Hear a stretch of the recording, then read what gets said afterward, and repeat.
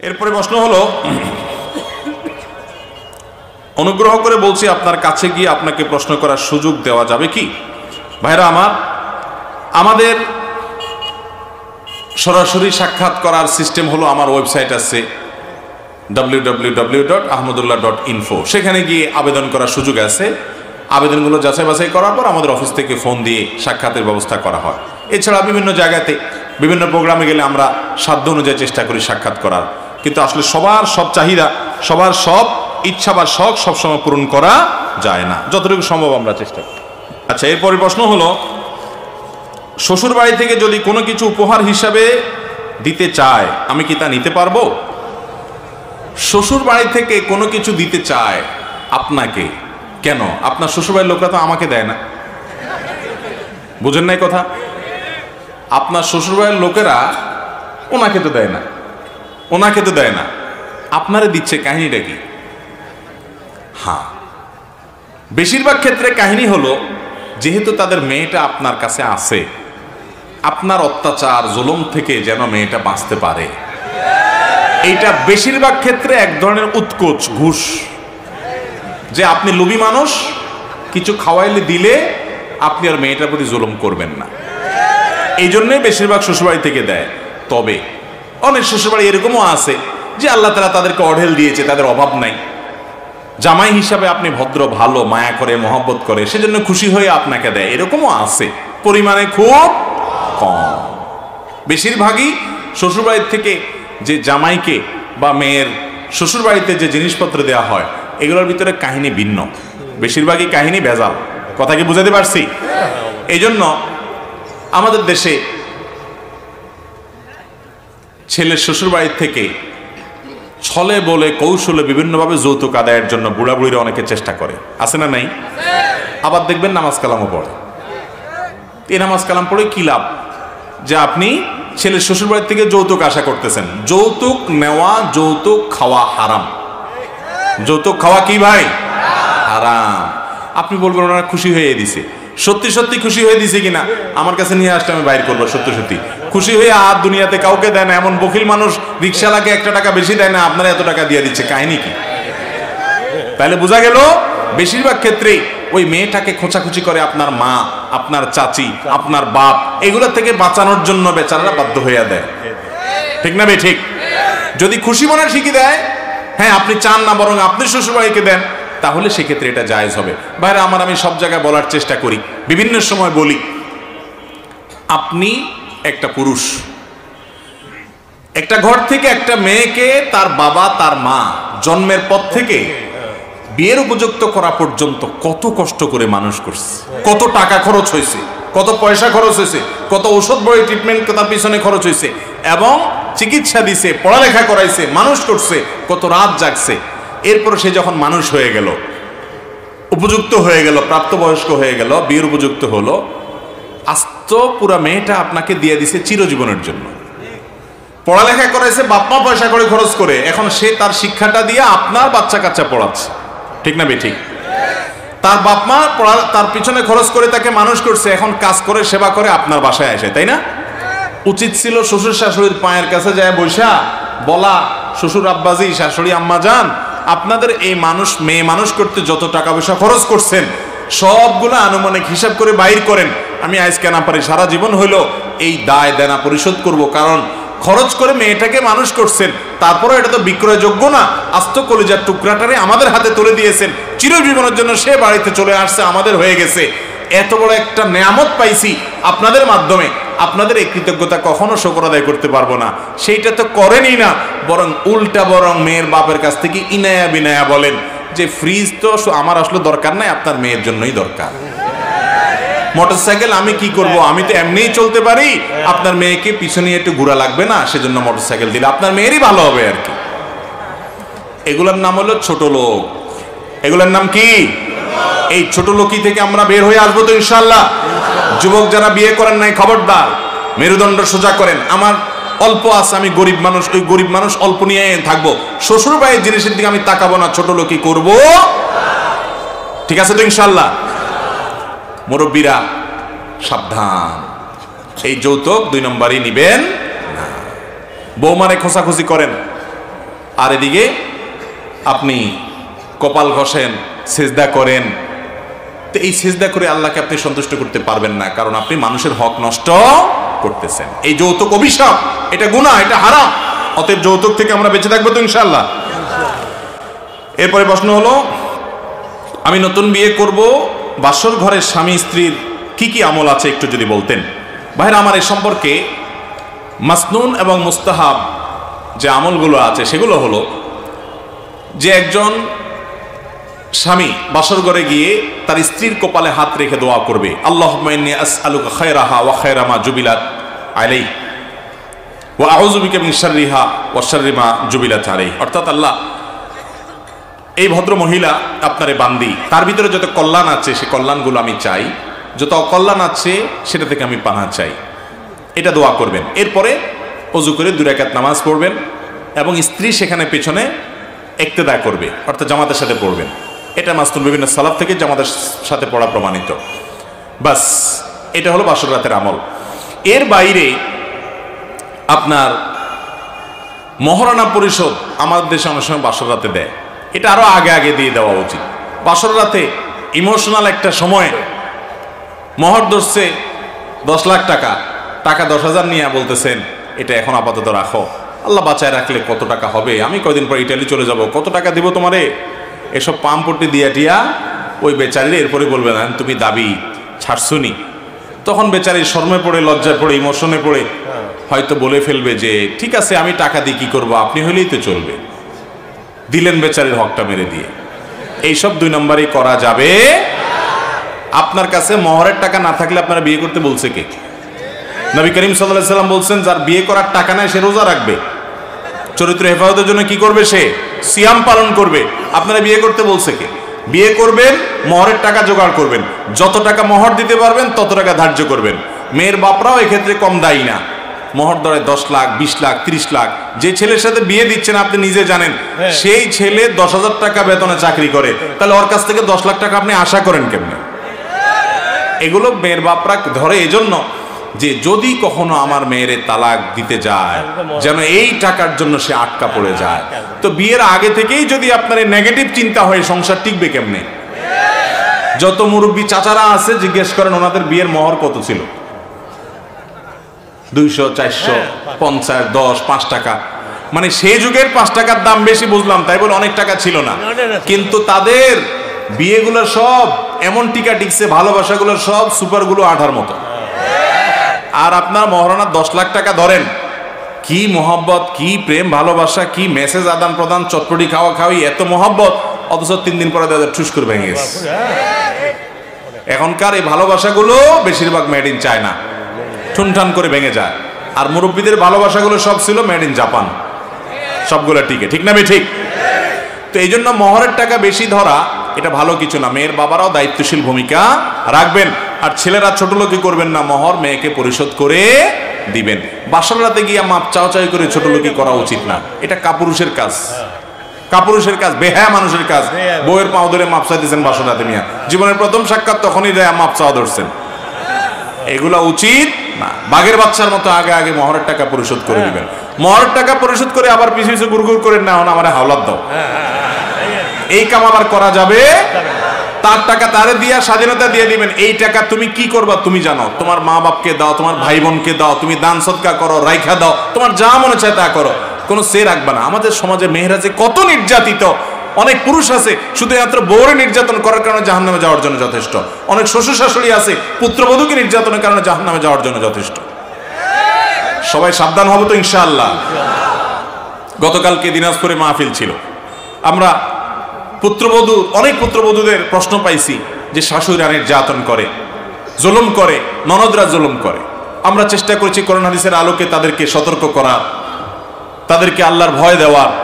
আলহামদুলিল্লাহ, আমি ফিরে আসার পরে মাহফিলের অন্যতম আয়োজক মুফতি মনোয়ার ভাই তিনি মেসেজ করে পাঠাইলেন যে মাহফিলের ওখানে মহিলাদের প্যান্ডেলে হাজার হাজার মহিলা ছিলেন, সেখান থেকে এক চাচি তিনি কর্তৃপক্ষের কাছে খবর পাঠাইছেন যে আমি আমার পুত্রবধূর প্রতি অনেক জুলুম করছি, কথাবার্তা বলা বন্ধ করা রেখেছিলাম।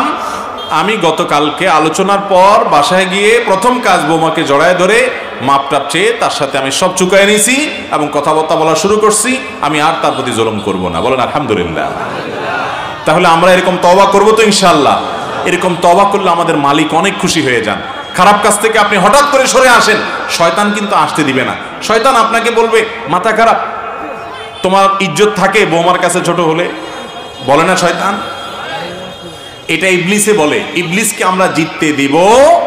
সে আপনাকে তওবা করতে দেয় না। আপনার ভিতরে ইগো তৈরি করে, ইগো জেদ তৈরি করে। আপনার ভিতরে বলে যে হ্যাঁ এটা তোমার সম্মানের ব্যাপার। কিসের সম্মান অসম্মান? মুসলমান আল্লাহকে খুশি করার জন্য সবকিছু ত্যাগ করতে পারে, ঠিক না বে ঠিক? অতএব আপনি কারোর প্রতি জুলুম করছেন। নবী সাল্লাল্লাহু আলাইহি ওয়াসাল্লাম বলেছেন সেদিন আসার আগে সবার দায় দেনা সব পরিশোধ করা, সবার কাছ থেকে মাপ চেয়ে সবকিছু চুকায় না, যেদিন কেউ কাউকে মাফ করবে না তার আগে আগে সব চুকায় নাও। অতএব সব হিসাব চুকায় নেব তো ইনশাআল্লাহ। আমাদের এলাকায় জানাজা নামাজের পর সম্মিলিত মোনাজাত করা হয়, কিন্তু এখন অনেক আলেমগণ বলতেছেন এটা নাকি বিদআত। কোরআন ও হাদিসের আলোকে আপনার কাছে জানতে চাই, জানাজার নামাজটা হলো পুরোটাই দোয়া। সালাতুল জানাজা পুরোটাই কি? সালাতুল জানাজার প্রথম তাকবীরের পর আপনি আল্লাহর প্রশংসা সানা পেশ করেন, ফাতিহা পেশ করেন, দ্বিতীয় তাকবীরে আপনি দুরূদ পাঠ করেন, আর তৃতীয় তাকবীরে মুর্দার জন্য আপনি দোয়া করেন, তাই না? আল্লাহুম্মা ইগফির লানা লিহাইয়িনা ওয়া মাইয়িতিনা, মুর্দার জন্য দোয়া না এটা? তাহলে পুরো জানাজার নামাজটাই তো দোয়া। তো জানাজার নামাজের পরে আবার কিসের আলাদা করে দোয়া? নবী করিম সাল্লাল্লাহু আলাইহি সাল্লাম জানাজার নামাজের পরে আলাদা করে মুক্তাদিদেরকে নিয়ে, মুসল্লিদেরকে নিয়ে দোয়া করতেন বলে কোনো হাদিস দ্বারা প্রমাণিত হয় না। অতএব জানাজা নামাজ সালাম ফিরে ফেলছেন, শেষ, আলাদা কোনো দোয়া নাই। হ্যাঁ, আপনি যখন মুর্দাকে দাফন করতে যাবেন তখন কবরস্থ করার পর, কবরে রাখার পরে কেবলার দিকে হয়ে যার যার মতো করে মুর্দার জন্য দোয়া করাটা সুন্নাত। নবী করিম সাল্লাল্লাহু আলাইহি সাল্লাম দাফন করার পর বলেছেন ইস্তাগফিরু লিআখিকুম ওয়াসালু লাহু সুবাত, তোমাদের ভাই যাকে দাফন করলা তার জন্য আল্লাহর কাছে মাপ চাও এবং সে যেন ওই সওয়াল জবাবে ঈমানের উপর অটল থাকতে পারে, সেজন্য আল্লাহর কাছে দোয়া করো। এই জন্য দাফন করার পর কবরস্থানে, এরপর কেবলামুখী হয়ে যার যার মতো আলাদা করে আল্লাহ লোকটাকে আপনি মাফ করে দেন, তার সওয়াল জবাব সহজ করে দেন, ঈমানের উপর অটল রাখেন, এগুলো দোয়া করা তার জন্য সুন্নাত, বাস। কিন্তু জানাজার পরে আলাদা কোনো দোয়া হাদিস দ্বারা প্রমাণিত নয়।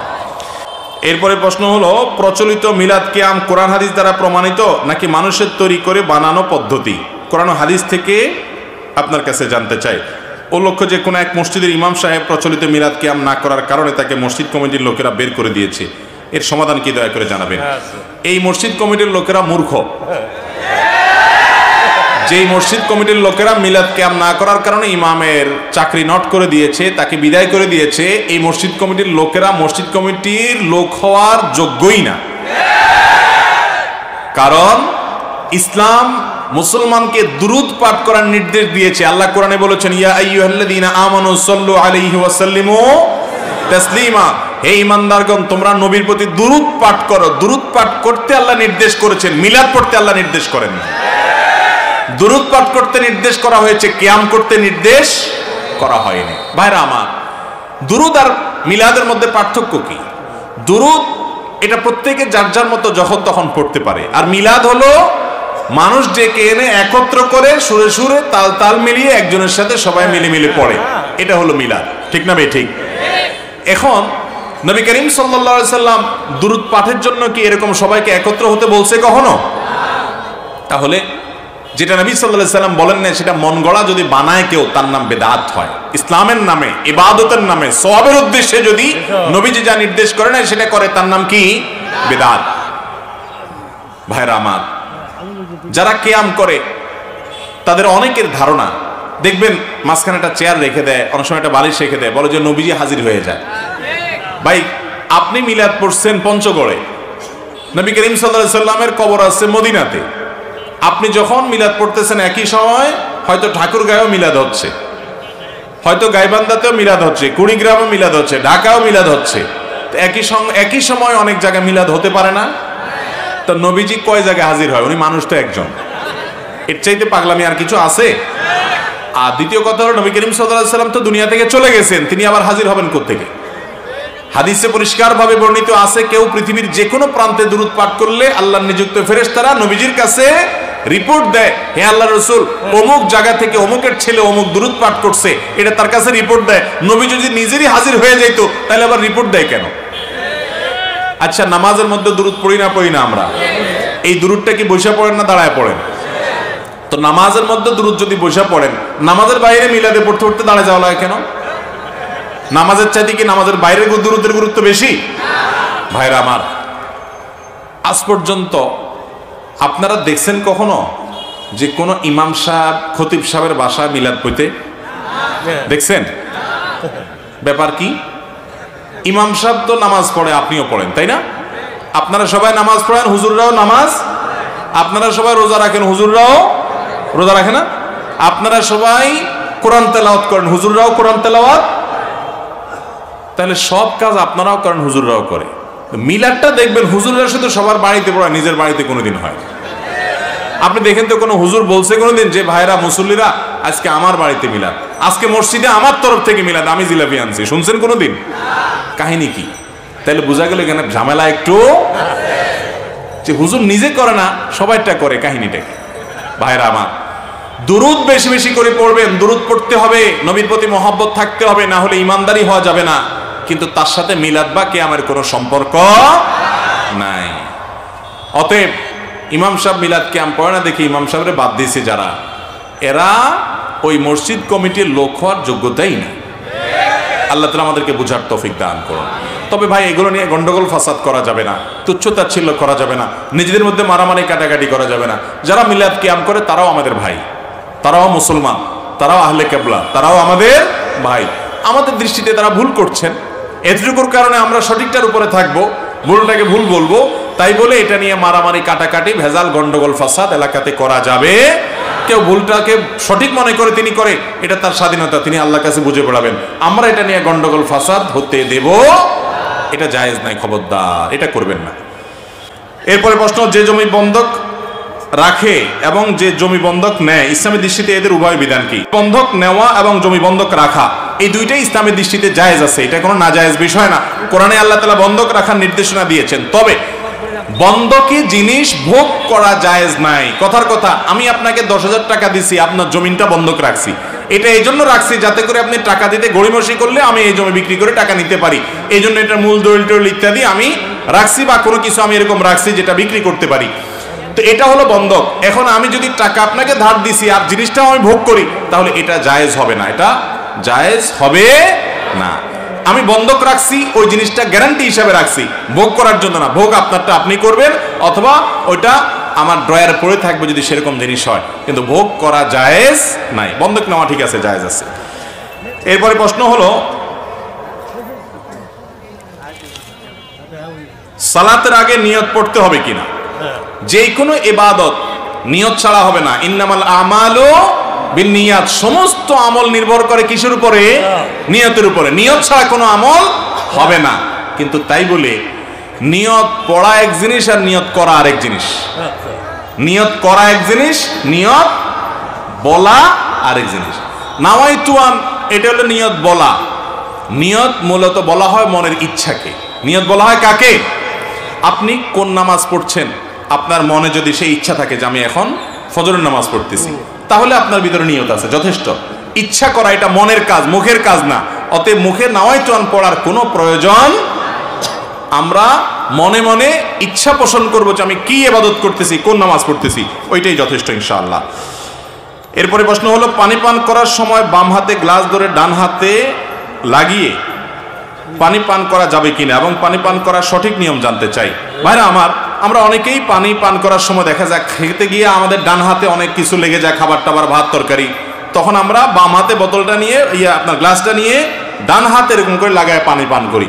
অনেক ওলামায়ে কেরাম বলেছেন ডাইরেক্ট তো বাম হাতে হলো না, দুই হাত লাগছে, এটা বাম হাতে, শুধু বাম হাতে খাওয়া না জায়েজ।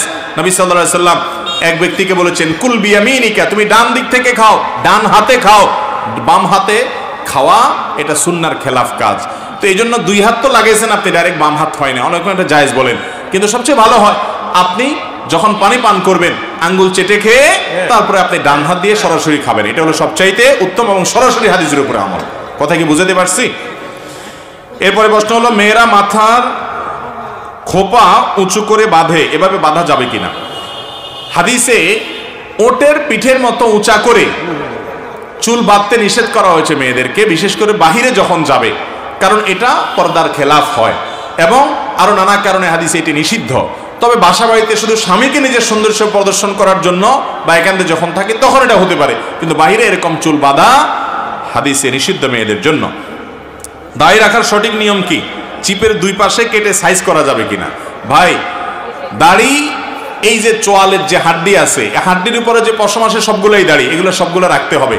এদিকে চাইচা এখানে সামান্য একটু রাখলেন, আছে না অনেকে রাখে, এই স্টাইলি দাড়ি রাখলে সুন্নাহ আদায় হবে? নবী সাল্লাল্লাহু আলাইহি ওয়াসাল্লামের নির্দেশ ওয়াজিব আদায় হবে না। দাড়িকে লম্বা করতে হবে, আফুল্লুহা আর খুল্লুহা, নবী সাল্লাল্লাহু আলাইহি ওয়াসাল্লাম দাড়িকে লম্বা করতে বলেছেন। কেউ যদি একটু ছোট করে তাহলে সেক্ষেত্রে এক মুষ্টির নিচে যদি হয় সেটা তো জায়েজ হওয়ার কোনো রাস্তাই নেই। অনেক সাহাবা একরাম এক মুষ্টির পরের অংশটা কেটেছেন, সেখান থেকে ওলামা একরাম এক মুষ্টির পরে লম্বা হলে সেটাকে কাটাকে জায়েজ বলেছেন, যদিও অনেক ওলামা একরাম সেটাও নিষেধ করেন, কারণ নবী সাল্লাল্লাহু আলাইহি ওয়াসাল্লাম বলেছেন লম্বা করো, আর খুল্লুহা লোহা আফুল্লুহা, তোমরা দাড়িকে ছেড়ে দাও, দাড়িকে লম্বা করো। এই জন্য দাড়ি একদিক থেকে চাইছে আরেক দিকে একটু রেখে দিলেন, ফ্রেঞ্চ কাটিং, এটা সেটা ভূতের মতো, এগুলা জায়েজ নাই, এগুলা মুসলমানের দাড়ি না। যে কোনো শুভ কাজের শুরুতে অথবা কোনো বিপদ আপদে বাসা মিলাদ করা যাবে কিনা? একটু আগেই তো মিলাদের কথা বললাম। ভাইরা আমার, যে কোনো বিপদ আপদে আমাদের নবীজি দোয়া শিখাইছেন। কি শিখাইছেন? লা ইলাহা ইল্লা আনতা সুবহানাকা ইন্নী কুনতু মিনাজ জালিমিন। বেশি বেশি পড়েন, বিপদ দূর হয়ে যাবে। দুরূদ শরীফ পড়েন, বিপদ দূর হবে। ইস্তিগফার পড়েন, বিপদ দূর হবে। দান সাদকা করেন, বিপদ দূর হবে। নামাজে দাঁড়ায় যান। কানা ইযা হাযাবাহু আমরুন ফাসা ইলাস সালাহ। নবীজির কোনো বিপদ আসলে, সমস্যা হলে, কোনো পেরেশানি আসলে নামাজে দাঁড়ায় যাইতেন। তাহলে আপনি নামাজে দাঁড়ায় যান, বিপদ দূর হবে। দান সাদকা করেন, বিপদ দূর হবে। দুরূদ শরীফ পড়েন, বিপদ দূর হবে। ইস্তিগফার পড়েন, বিপদ দূর হবে। দোয়া ইউনুস পড়েন, বিপদ দূর হবে। আল্লাহর কাছে দুই হাত তুলে দোয়া করেন, বিপদ দূর হয়ে যাবে। সেটা না করে আপনি মিলাদ পড়েন। দেখেন ভাইরা আমার, নবীজি সাল্লাল্লাহু আলাইহি সাল্লাম মানুষকে আমল শিখাইতেন।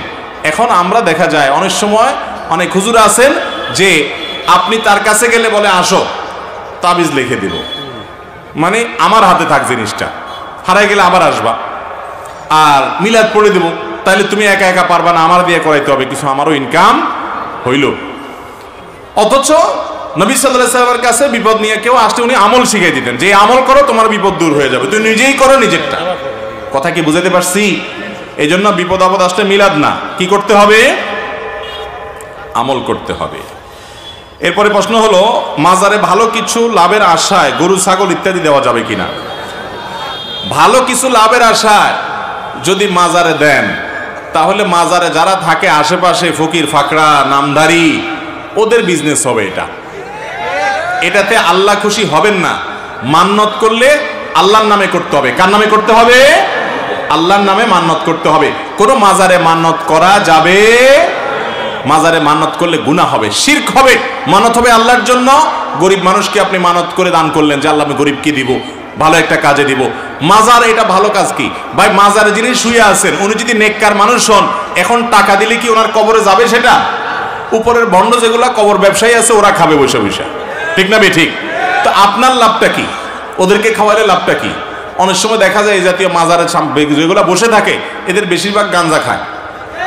তো আপনি ওখানে টাকা দেওয়া মানে গাঞ্জার টাকা সরবরাহ করা, এটার কোনো যুক্তি আছে? আপনি যদি দানই করতে চান তাহলে কোনো গরিব মানুষকে দিবেন, কোনো মসজিদ মাদ্রাসা দিবেন, ওই মাজারে দেওয়ার কোনো কারণ নাই। এটা জায়েজ হবে না, বরং সওয়াবের পরিবর্তে আরো গুনাহ হবে। এরপরে প্রশ্ন হলো, মৃত মানুষের ফটো মোবাইল অথবা প্রিন্ট করে স্মৃতি হিসাবে রাখা যাবে কিনা? প্রিন্ট করে স্মৃতি হিসাবে রাখবেন না। কোনো কারণে প্রিন্ট হয়ে গেছে, সেটা রেখে দিয়েছেন এভিডেন্স আকারে, কোথাও দরকার হতে পারে সেজন্য, সেটা ভিন্ন কথা। আর মোবাইলে যদি থাকে, প্রিন্ট করার আগ পর্যন্ত সেটা জায়েজ হতে পারে। তাসবিহ দানায় তাসবিহ গণনা করা যাবে কিনা? আপনি যত তাসবিহ গণনা করবেন এগুলো আঙ্গুলে গণনা করা হলো সবচেয়ে উত্তম। নবী করিম সাল্লাল্লাহু আলাইহি ওয়াসাল্লাম আঙ্গুলে গণনা করার জন্য উৎসাহিত করেছেন, এবং এগুলো কিয়ামতের ময়দানে জ্বলজ্বল করে জ্বলবে, হাদিসে আসছে, সাক্ষ্য দিবে। এজন্য আঙ্গুলে গণনা করা হলো উত্তম। তাসবিহতে গণনা করা জায়েজ, আর উত্তম হলো সুন্নাহ হলো কিসে গণনা করা? আঙ্গুলে গণনা করা। সাহাবীদের কেউ কেউ, উম্মুল মুমিনিনদের কেউ কেউ বিভিন্ন বিচি দিয়ে গণনা করেছেন। এই জন্য তাসবিহ দানা দিয়ে বিচি গড়লে জায়েজ আছে। অনেকে আছে আবার তাসবিহ কিছু পড়ে না, শুধু এমনি শুধু টিপতে থাকে, টানতে থাকে, এরকম দেখেন নাই? মনে করে তাসবিহ দানা টানলেই সওয়াব মনে হয় না। এটা খালি দানা টানলে কি লাভ? আপনি তাসবিহ পড়তেছেন 33 বার 33 বার 34 বার, মনে থাকে না, সেজন্য আপনি এই তাসবিহ ব্যবহার করছেন বা মেশিন ব্যবহার করছেন, এটা জায়েজ আছে। কিন্তু সবচেয়ে ভালো হলো কিসে গুনতে পারলে? আঙ্গুলে গুনতে পারলে।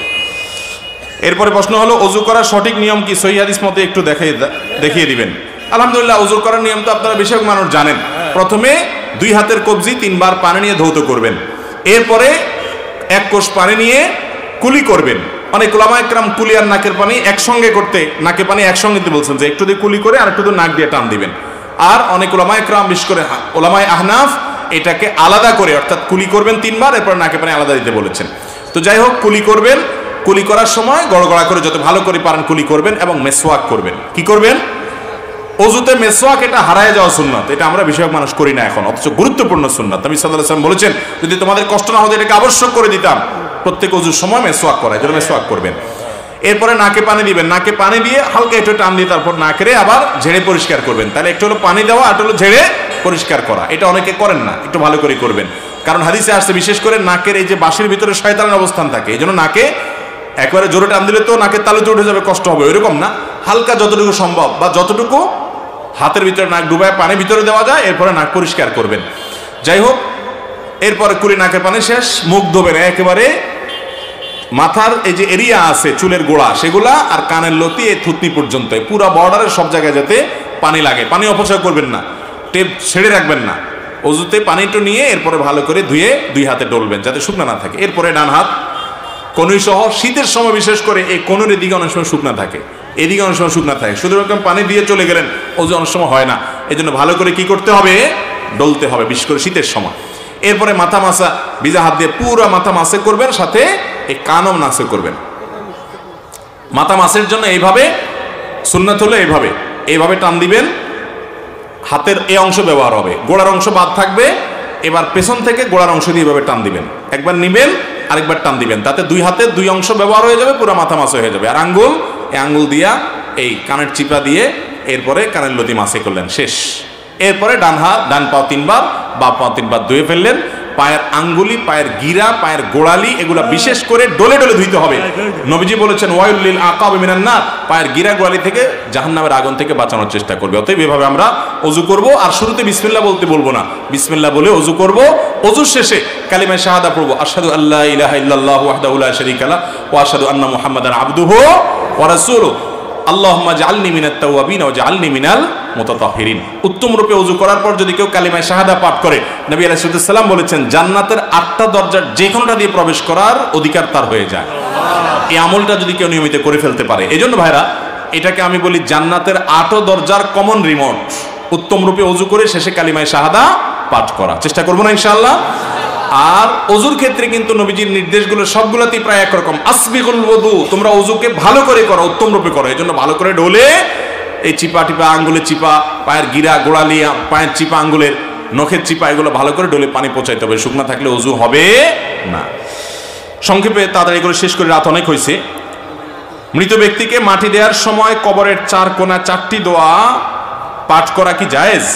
ভাইরা আমার, মৃত ব্যক্তিকে কবরে রাখার সময় খেয়াল রাখবেন, কবর করার সময়, কবর খননের সময় অনেক এলাকায় সুন্নাহসম্মতভাবে করে না।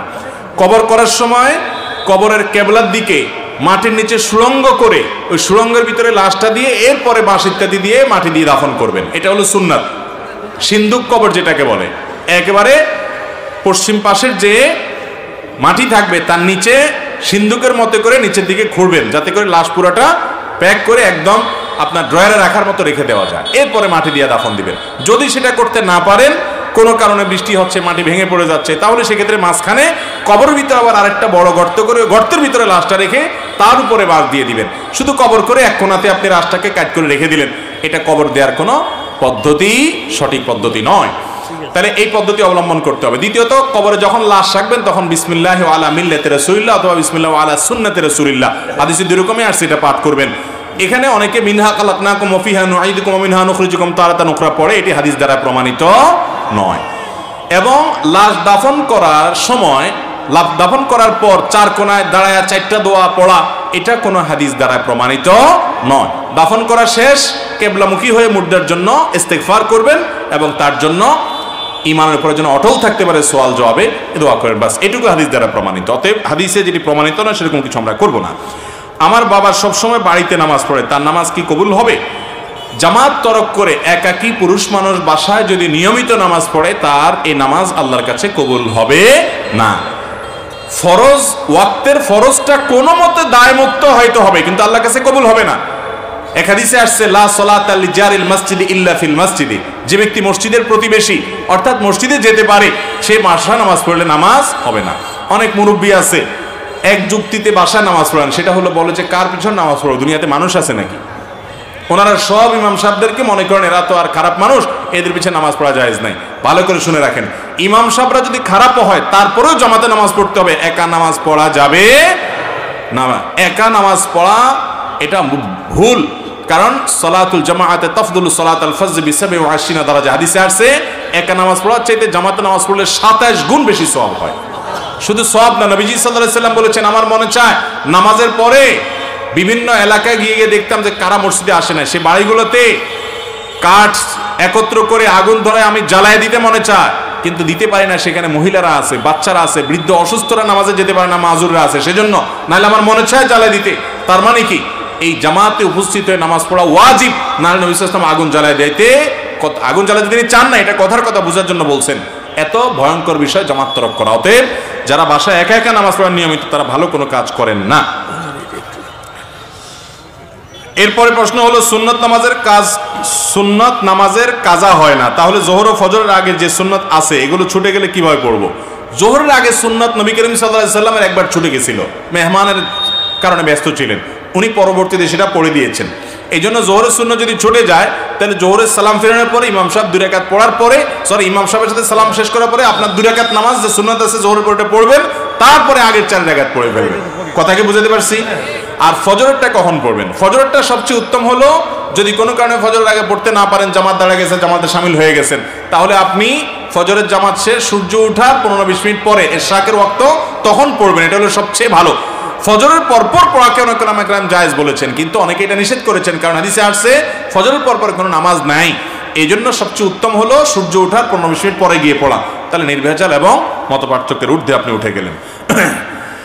এরপরে প্রশ্ন হলো টয়লেটের টেপে ওযু করা যাবে কিনা, দাঁড়িয়ে ওযু করা যাবে কিনা? ওযু দাঁড়িয়ে করাতে কোনো অসুবিধা নেই, হাদিস নিষেধ নাই, তবে টয়লেটের টেপে ওযু করলে পানির অপচয় হয় অনেক বেশি, পানির যেন অপচয় না হয় সেদিকটা খেয়াল করতে হবে। টয়লেটের টেপে ওযু করতে গেলে আবার আরেকটা সুবিধা, যে টয়লেটের যে প্যান আছে, টয়লেটের যে কমোড আছে, এই কমোড আর টেপের মাঝখানে যদি আড়াল না থাকে, ওয়াল না থাকে, পার্টিশন না থাকে বা কোনো পর্দা না থাকে, তাহলে সেই জায়গায় ওযু করতে গেলে বিসমিল্লাহ বলতে পারবেন, কারণ টয়লেটে আল্লাহর নাম নেওয়া নিষেধ, ইবনে আব্বাস রাদিয়াল্লাহু নিষেধ করেছেন।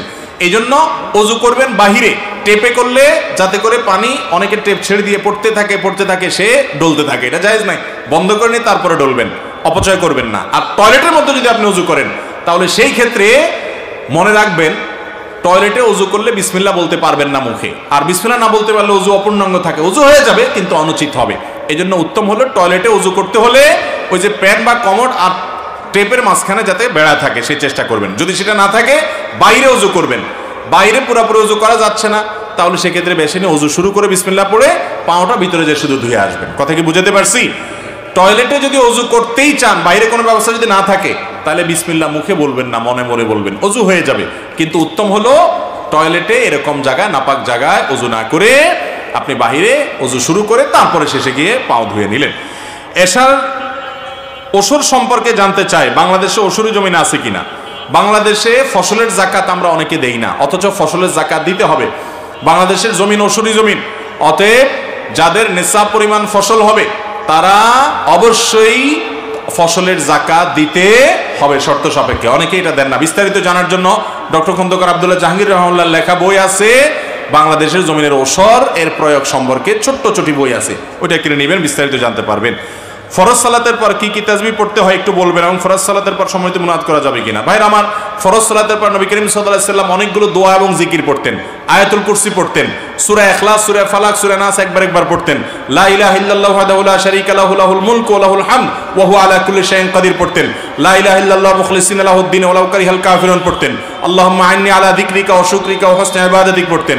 লা ইলাহা ইল্লাল্লাহু ওয়া লা না'বুদু ইল্লা ইয়্যাহু ওয়া লা লাহুন নি'মাতু ওয়াল ফাদলু ওয়াস সানাউল হাসান এটা পড়তেন। 33 বার সুবহানাল্লাহ পড়তেন, 33 বার আলহামদুলিল্লাহ পড়তেন, 34 বার আল্লাহু আকবার বলতেন। কোন পড়না আছে 33 সুবহানাল্লাহ আলহামদুলিল্লাহ আল্লাহু আকবার, আর 34তম বার হলো লা ইলাহা ইল্লাল্লাহু ওয়াহদাহু লা শারীকা লাহু লাহুল মুলকু ওয়া লাহুল হামদু আলা কুল্লি শাইইন কাদির। এই দোয়াগুলো পড়া সুন্নাত। আমরা এই সুন্নাতটা জানি না, রেডিমেড মুনাজাত জানি। এরপরে প্রশ্ন হলো, বাবা মারা যাওয়ার পর তার ঋণের পরিশোধের দায়িত্ব ছেলে মেয়ে উভয়ের উপরে হবে নাকি শুধু ছেলের উপরে হবে? বাবা মারা যাওয়ার পর তার যদি কোনো ঋণ থাকে তাহলে সেই ঋণ সন্তানরা না, বরং তার পরিত্যক্ত সম্পদ যেগুলো রেখে মারা যাবেন ওইগুলো দিয়ে ঋণ পরিশোধ করতে হবে। কথা কি বুঝাতে পারছি?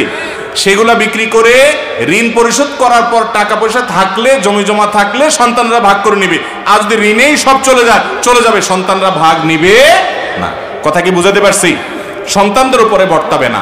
সন্তানরা যদি দেয়, সন্তানরা যদি দিতে চায় তাদের তরফ থেকে, যেমন অনেক কিছু রেখে যান নাই, কোনো সম্পদ নাই, এখন সন্তানরা যদি দিতে চায় সেটা অবশ্যই ভালো, সেটা দিলে কোনো অসুবিধা নাই। কথা কি বুঝাতে পারছি? সন্তানরা বরং নৈতিক দায়িত্ব, যে বাবার কোনো সম্পদ না, আল্লাহ আমাদেরকে তৌফিক দিয়েছে, তাহলে তাদের উচিত বাবার তরফ থেকে দেওয়া। ছেলে টাকা থাকলে ছেলেও দিবে, মেয়ের টাকা থাকলে মেয়েও দিবে, কিন্তু এটা মূলত কর্তব্য কার? সম্পদটা হলো বাবা মার। ভাইরা আমার, আর 3টা প্রশ্ন আছে।